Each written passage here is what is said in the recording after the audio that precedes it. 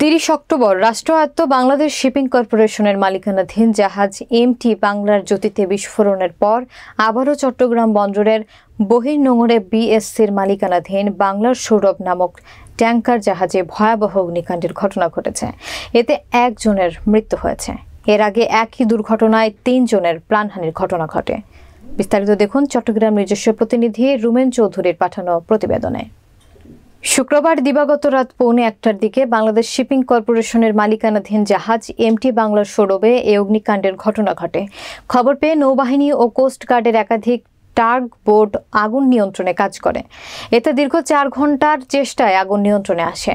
অগ্নিকাণ্ডের পরই জাহাজ থেকে নাবিকরা বঙ্গোপসাগরে লাফ দেয়।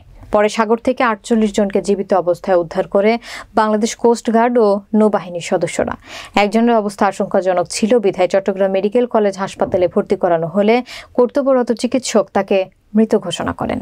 চট্টগ্রাম কোস্টগার্ড পূর্ব জোনের মিডিয়া কর্মকর্তা লেফটেন্যান্ট সাকিব মেহবুব ও ফায়ার সার্ভিস এবং সিভিল ডিফেন্স চট্টগ্রাম কার্যালয়ের মোবিলাইজিং অফিসার কফিল উদ্দিন জানিয়েছেন, বাংলার সৌরভে 11,055 টন অপরিশোধিত তেল ছিল। 48 জন শ্রমিক এবং ওয়াচম্যান ছিল, তাদের জীবিত উদ্ধার করা হয়েছে। এর মধ্যে বিএসসির স্যুট আওয়ার্ড সাদেক মিয়া হাসপাতালে নেওয়ার পথে মৃত্যুবরণ করেন। শনিবার সকালে বিএসসির সম্মেলন কক্ষে এক সংবাদ সম্মেলনে বাংলাদেশ শিপিং কর্পোরেশনের ব্যবস্থাপনা পরিচালক কমান্ডার মাহমুদুল মালেক জানান, পরপর 2টি ওয়েল ট্যাঙ্কারে অগ্নিকাণ্ড জাতীয় জ্বালানি নিরাপত্তা বিঘ্নিত করার অপচেষ্টা এবং নাশকতার আশঙ্কা করছেন তিনি জানান, বিএসসির টেকনিক্যাল ডিরেক্টরকে প্রধান করে 8 সদস্যের তদন্ত কমিটি গঠন করা হয়েছে। আজকে আনুমানিক রাত 12:40 দিকে এমটি বাংলা সৌরভ জাহাজ থেকে একটা মেডে কল আসে যে তাদের ওখানে অগ্নি দুর্ঘটনা ঘটেছে।